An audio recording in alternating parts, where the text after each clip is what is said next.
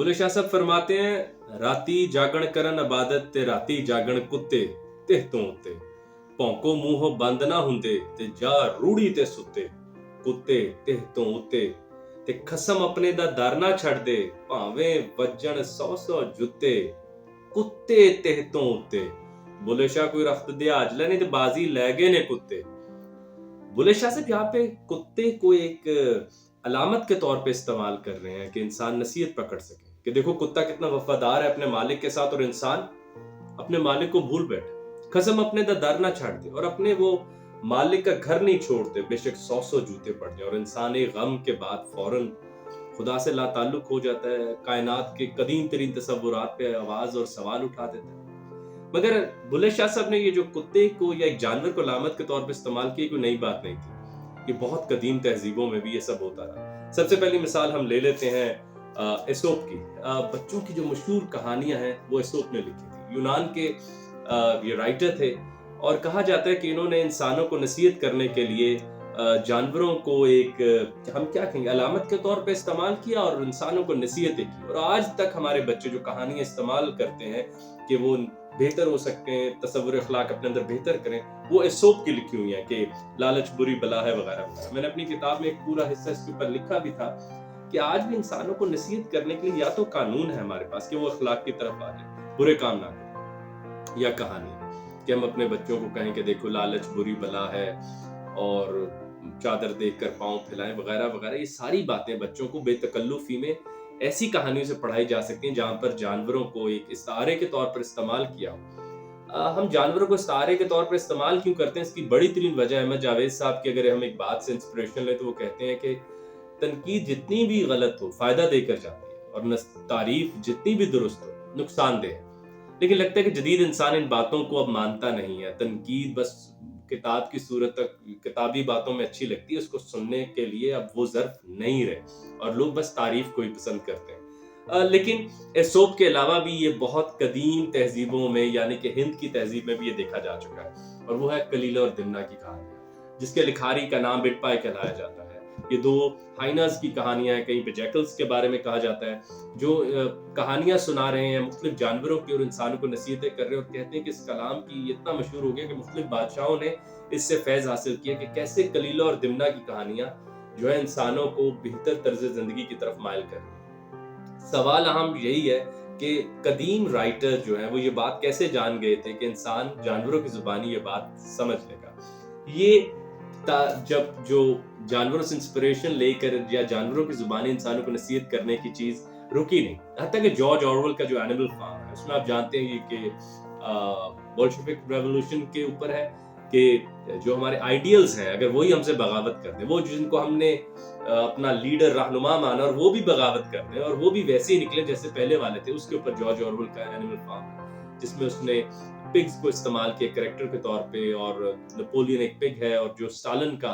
एक ही अलामत के तौर पर उसने इस्तेमाल किया। उसकी बहुत famous line, all animals are equal but few animals are more equal. सब जानवर बराबर हैं मगर कुछ जानवर जरा ज्यादा बराबर हैं। और देखिए एक छोटे से नॉवल में उस इंसानों को कितनी बड़ी नसीहत कर दी कि आज आप ये बात सोच सकते हैं, all citizens are equal but few citizens are more equal. बात यहाँ नहीं रुकती, लेकिन अब आते हैं जरा मुस्लिम तहजीब की तरफ। तो जो किताब अब मैं दिखाने वाला हूँ उसके ऊपर अगर बात जितनी भी की जाए वो कम है, और वो है हज़रत फरीदुद्दीन अत्तार की मंतक़ उत्तार, जिसमें सिमर्ग से मिलने के लिए बर्ड्स ट्रैवल करती हैं और हर बर्ड जो है वो इंसानों को कोई ना कोई नसीहत दे के जा रही है कि सिमर्ग आइडियल को ढूंढने के लिए वो कौन सी फिक्र या खौफ है जिसको तर्क करना पड़ेगा। लेकिन रिसेंटली मैंने एक किताब खत्म की है जिस किताब के ऊपर एक पूरी वीडियो बहुत जल्द अपलोड की भी जाएगी, और वो है ब्रदरन ऑफ प्योरिटी के पेस्टल 22 में से कहानी the case of animal versus man, इंसानों के खिलाफ जानवरों का केस। और इसमें सबसे हैरत की बात यह है कि दोनों तरफ से जो दलाइल आते हैं वो जानवर और जो इंसान दलाइल लेकर आते हैं वो कुरान से लाए। और इस किताब में रेफरेंसेस भरे पड़े हैं कि जानवर बार बार एक बादशाह के आगे जो कि जिन है उसके आगे ये केस रखेंगे कि इंसान हम पर जुल्म करता है और ये तो खुद नाकिस है,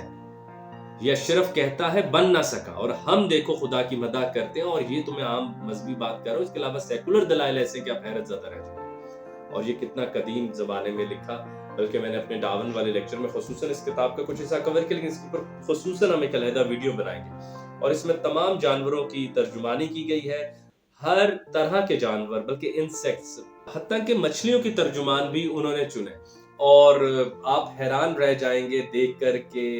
مینڈک کا ذکر بھی ہے، اور شاید مینڈک کسی پوری جانوروں کے ایک حصے کی ترجمان بن کر آگے جائے گا، اور کہیں پہ وہ شہد کی مکھی، وہ تو خیر بہت مشہور بات ہے، اور کہیں پہ چیونٹی۔ ان سب کا ذکر کتنا آتا ہے قرآن میں، آپ ذرا سوچئے، اور سوچیں جب وہ دلائل کی صورت میں آئے گا انسانوں کے خلاف، تو بہت ہی خوبصورت کام ہے،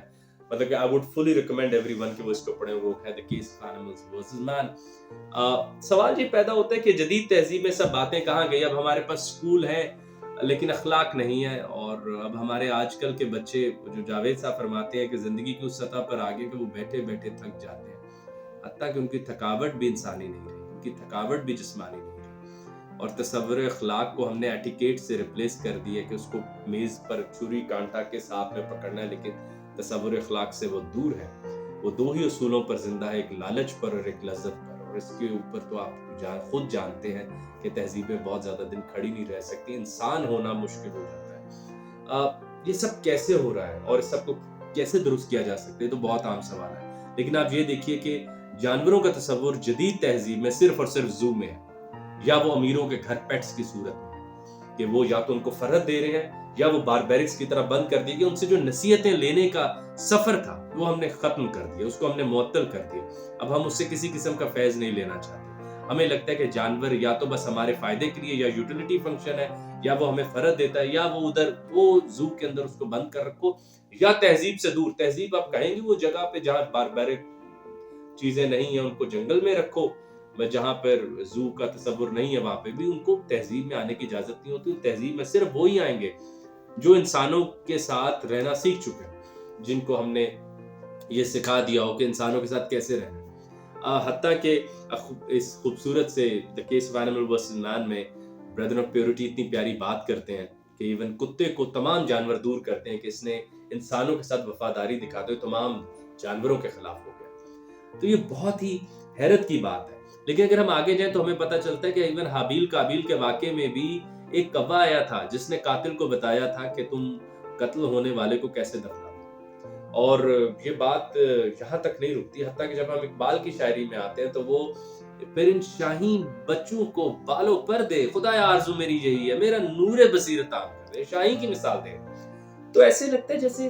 جانوروں کا، پرندوں کا، مچھلیوں کا استعمال قدیم تہذیب سے لے کر آج تک ہوتا رہا، لیکن اب وہ بس ایک کموڈٹی کے طور پر ہی دیکھیں۔ خیر اب تو انسان کموڈٹی کے طور پر، تو ہماری سی وی ہمارے قد سے بڑی ہو چکی ہے، ہماری بس ڈگری مضبوط ہے، ہمارے پاس تو کچھ، ہمارا علم بس ایسے ہی ہے کہ بھائی کاغذ پہ پرچے میں لکھوا لو، ویسے میرے پاس وہ اس کی کوئی پریکٹیکل مینیفیسٹیشن نہیں ہے۔ تو یہ اب ہم ایسے دور میں داخل ہو چکے ہیں جس میں ہمیں فکر کرنی چاہیے کہ پہلے کے زمانے میں جانوروں کے ساتھ ایسوپ نے جو ایک خوبصورتی کے ساتھ انسانوں کے آگے کہانیاں رکھی کہ ہمارے بچے بہتر ہو سکے، وہ گریپس سور سے لے کے تھرسٹی کروت سے، سب چیزوں سے، جیسی کائنات میں باہر پیر رکھے تو قدرت ان کو پیغام دینا شروع کر دے، لیکن اب ہم نے قدرت کو ڈس انچانٹ کر دیا، ہم کہتے ہیں اس میں کوئی جادو نہیں ہے، یہ جانور بول شول نہیں سکتے، بس ایسی کہانیاں تھی۔ اور اگر آپ آگے جائیں تو پھر کلیلہ اور دمنہ، جارج آرول، فرید الدین عطار، بابا بلے شاہ، علامہ محمد اقبال اور بریتھرن آف پیورٹی، ہمارے اخوان صفحہ سے ہی تو ہمیں سمجھا رہے ہیں کہ ہر چیز مداح کر رہی ہے، ہر چیز سے سیکھا جا سکتا ہے، ہر شے اپنی کسی نہ کسی ڈیفینیشن میں خدا کی نشانی بن سکتی ہے۔ اور ایک بہت اہم بات جو ہم ہمیشہ کرتے ہوتے ہیں کہ ہر شے جس کو آپ غور سے دیکھتے ہیں وہ اپنا علم بعد میں دیتی ہے، پہلے آپ کو آپ کا علم دیتی ہے، اس کے اوپر غور کیجیے۔